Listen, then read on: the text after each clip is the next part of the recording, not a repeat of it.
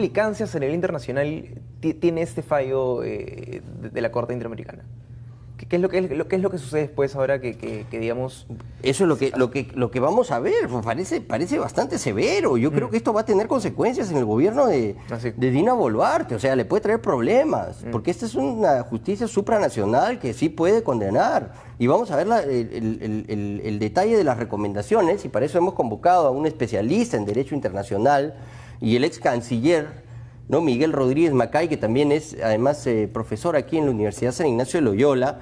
Y a ver, le traslado la pregunta, doctor, de nuestro alumno Ricardo Cortés. ¿Qué puede pasar con este informe lapidario, francamente, en contra del gobierno de Dina Boluarte? ¿Cuáles pueden ser las consecuencias? Bienvenido.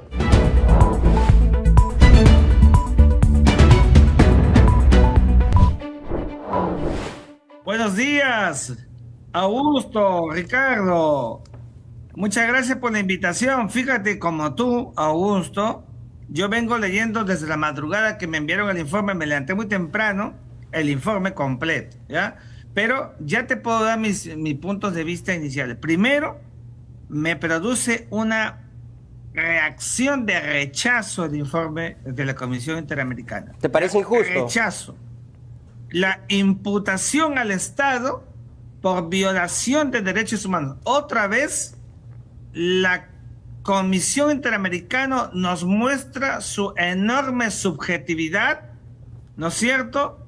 Y ya está demostrado, lo hemos hablado contigo varias veces, incluso en la etapa preliminar de este informe.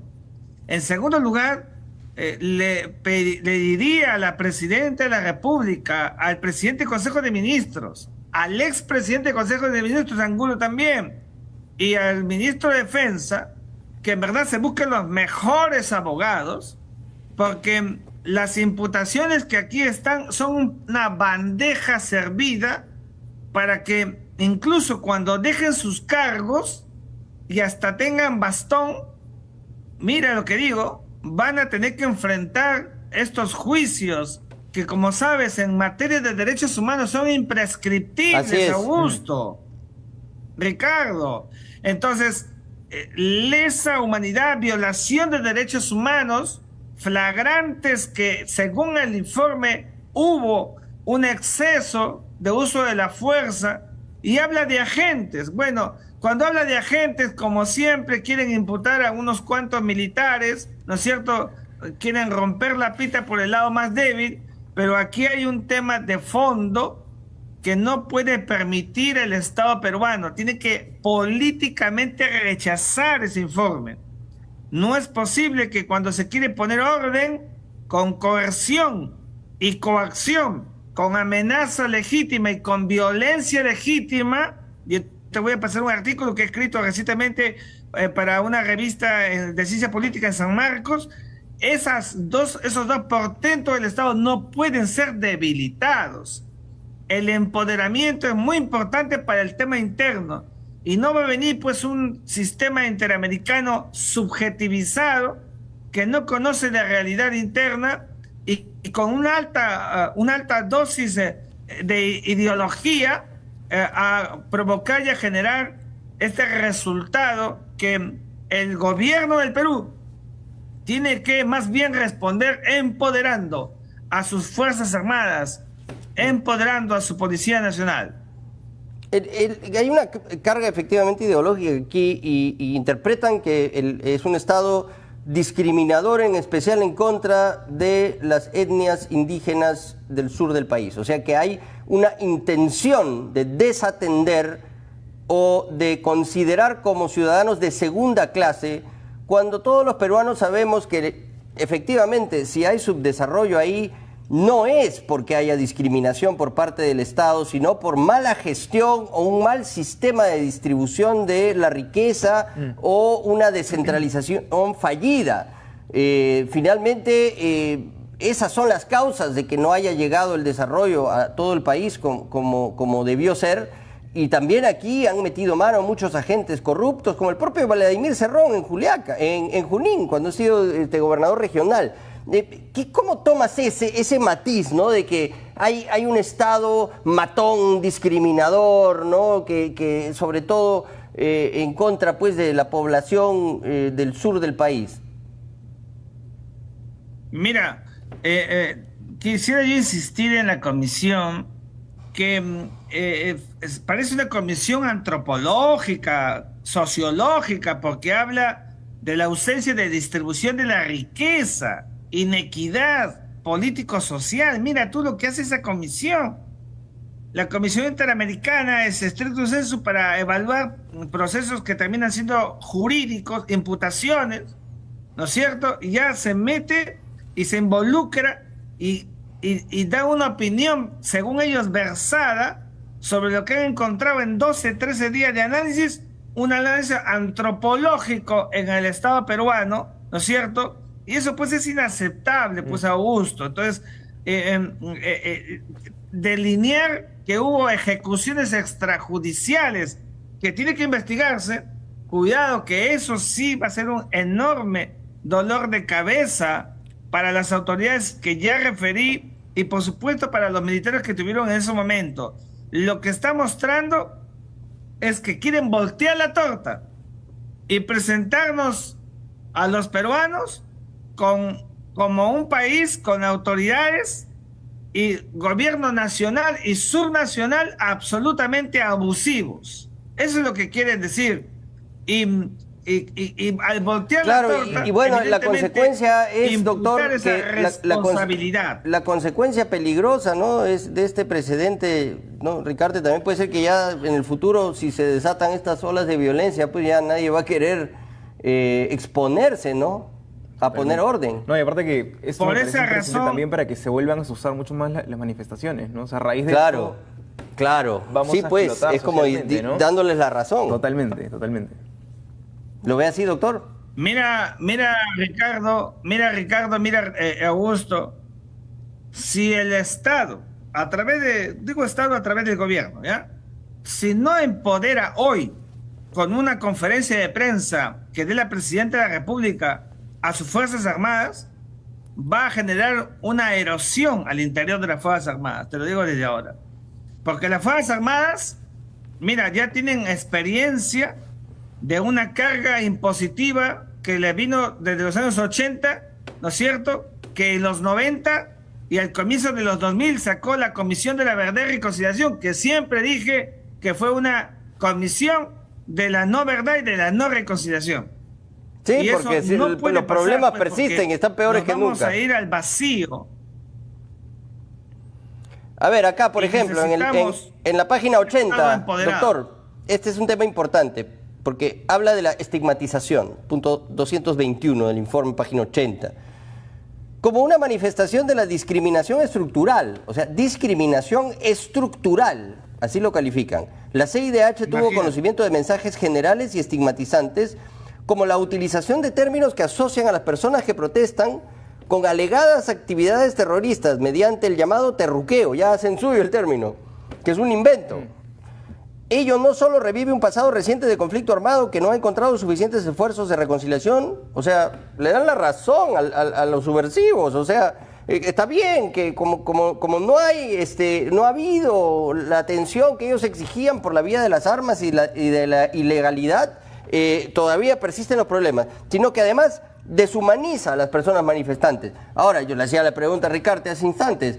Rocío Leandro, alias Camarada Cusi, miembro conocida de Sendero Luminoso, por propia admisión de ella, que ha estado en la cárcel por más de 10 años por pertenecer a la organización terrorista Sendero Luminoso, sale de la cárcel y se convierte en una de las operadoras de los actos de violencia en uno de los lugares donde hubo más muertes, en Ayacucho.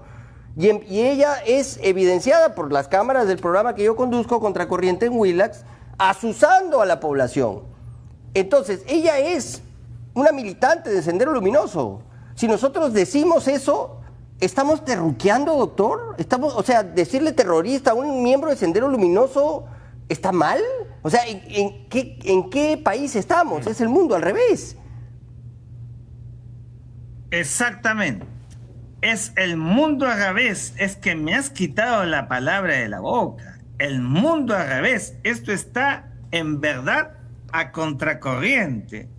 Y por esa razón en verdad, estamos en un momento muy difícil, muy crítico con este informe. Te acordarás, las Fuerzas Armadas de nuestra patria ya no van a soportar que otra vez haya este tipo de carga hacia los militares que actúan sobre la base del espíritu de la defensa nacional y el orden interno. A la Presidenta de la República seguramente le habrán dicho, ¿no? No se preocupe usted, porque ahí habla de agentes, cuidado, agentes son todos los actores visibles del Estado, comenzando por las propias autoridades del Estado. Por eso es que les digo, busquen abogados y que el Estado peruano tenga una posición clara. Ahora más que nunca, tú te acordarás, Augusto, que vengo hablando hace buenos años. Ahora más que nunca el Perú debe de evaluar y decidir salir de la Convención Americana de San José de Costa Rica y por supuesto de una comisión que no nos sirve para nada, que lo único que ha hecho es detrimento al Estado peruano, seamos claros. Y aquellos que engañan a la gente y le dicen, si nos salimos del sistema nos van a sancionar, tremenda mentira. Tenemos que tomar una posición y para no quedarnos en el aire sin supranacionalidad, como internacionalista lo digo seriamente, vayamos al marco andino en el ámbito de la comunidad andina, así como hay un tribunal andino para asuntos aduaneros, comerciales. Allí tenemos que trabajar un tribunal en temas de derechos humanos y que responda verdaderamente a los intereses del Perú. La Comisión Interamericana... No, es tremendo. Esto es lapidario. Mira, lo de Ayacucho, donde hubo más muertes, que obviamente deben ser investigadas, usted mismo nos lo está diciendo, nadie niega esto. Pero vean ustedes el punto 290 ya en las recomendaciones. En el caso de Ayacucho se registraron graves violaciones de derechos humanos que deben ser investigadas con debida diligencia y con un enfoque étnico-racial. ¿Ve cómo meten ahí la ideología, no? Al ser perpetradas por agentes del Estado, que es lo que dice el doctor Rodríguez Macay. No es que los soldados que estaban ahí defendiendo el aeropuerto. Todo lo que representa el Estado, incluida y en especial la presidenta que estaba a la cabeza de estas decisiones. Las muertes podrían constituir ejecuciones extrajudiciales. O sea, eso significa que hubo un plan de salir a asesinar a esas 49 personas por parte del Estado. Además, al tratarse de múltiples privaciones del derecho a la vida dadas las circunstancias de modo y tiempo y lugar, podrían calificarse como una masacre. Esto es lo que está diciendo la CIDH de lo que pasó en el Perú en ese momento. La verdad que es gravísimo. Permíteme, Augusto, mira el caso, siempre en mis clases pongo el caso del almirante Gianpietri. Un héroe nacional vivo, marino, que deberíamos más bien crear que todos los niños pasen por su casa, se reúnen con Gianpietri, que tiene más de 90 años, y se tomen una foto con un héroe vivo del Perú, maltratado justamente por este sistema subjetivo que hay de imputaciones, que fue otro caso.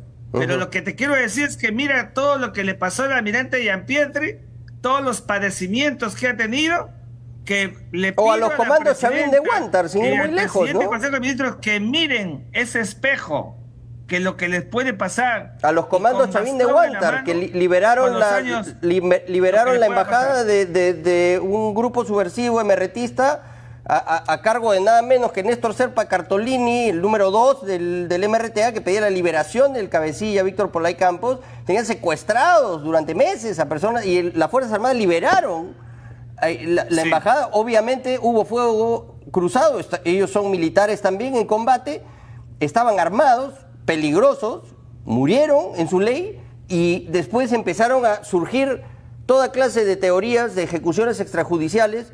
Y en vez de individualizar estos hechos, todos los comandos del destacamento, que debiera hacernos orgullosos porque es considerada como la operación militar más exitosa de la historia, una de las más exitosas de la historia, que la estudian en West Point, ver cómo fue la operación de rescate de fuerzas especiales, pasaron por años de juicios una y otra vez y lo enviaron a foja cero y es lo que dicen, nuestros héroes finalmente terminan siendo maltratados Y ahora, en este contexto, ¿qué es lo que va a pasar, no? Realmente preocupante, doctor Macay. Preocupante. En verdad, este informe es lapidatorio. Una muy mala noticia, un día como hoy, que deberíamos estar abocados a resolver el problema de los migrantes que hasta ahora no tiene solución y que me preocupa mucho desde el Estado-Nación. Le pido a la Presidenta de la República que empodere a sus Fuerzas Armadas. Esto es muy importante. Mira, las Fuerzas Armadas, Augusto, los últimos años ha tenido un comportamiento ejemplar, manteniendo la institucionalidad y la gobernabilidad del país pegados a la constitución política. Ojo, por favor.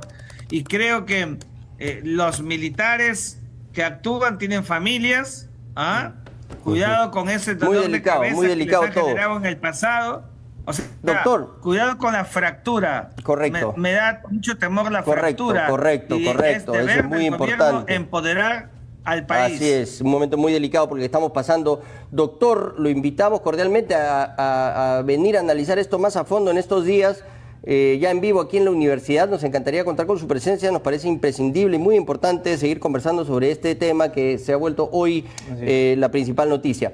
Muchas gracias por haber estado con nosotros y por atender nuestro llamado de urgencia, doctor Miguel Rodríguez Macay, ex canciller de la República y docente de la UCIL.